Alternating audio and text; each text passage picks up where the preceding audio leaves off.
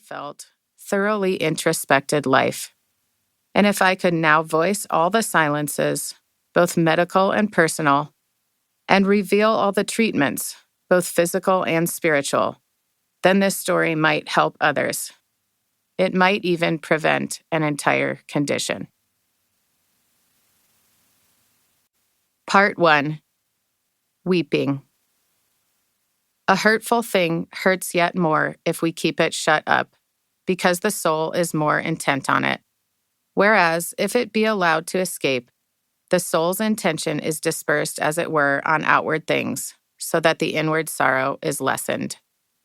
St. Thomas Aquinas. 1. It's dawn when I first hear Anna's silence. The midwife is holding up my daughter, the cord between us not yet severed.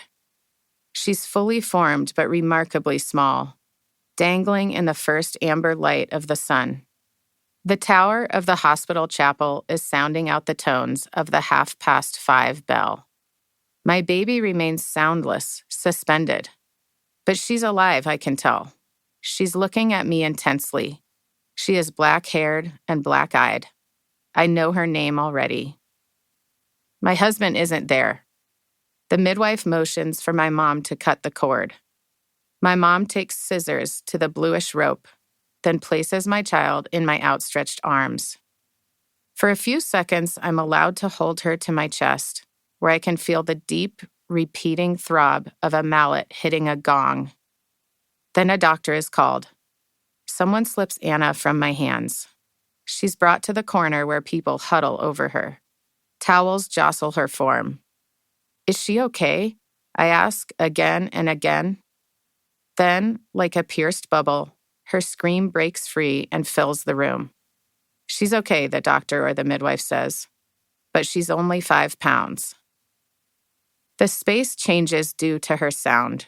The pace quickens, the shades grind up into their rectangular sockets, and now the light is a raw, painful white. A nurse demands I eat a package of graham crackers and cheese. I've had no drugs for Anna's birth, and the intensity of it is still strobe lighting the room. I do as I'm told. Then I'm helped to a wheelchair in my nightgown, which is bright red with purple satin trim.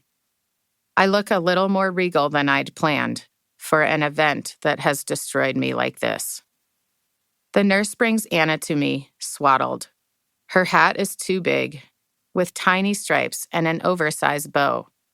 My mom appears, holding out my phone, and says, "You need to call Luke." My husband is asleep on the fog-embalmed island in southeast Alaska, where he fishes for salmon from May to September. It's 3 a.m. there, but he answers. "I'm holding our baby," I tell him. "You are?" he responds, the sleep still like gravel in his voice. "Is everything okay?" "Yes," I say, "but she's small." "I'll take the first flight tonight," he replies. Anna is quiet. Her eyes on mine are shiny. The nurse rolls us out of the room and into an empty tiled hallway. "Hear that?" she says. "They're playing that song for your baby, for her birthday." The song is Brahms's Lullaby. The beauty of the violin is a blade, cleaving me to pieces. I'm so proud I can barely breathe. The recovery room faces west. When the pain recedes enough, I leave the bed.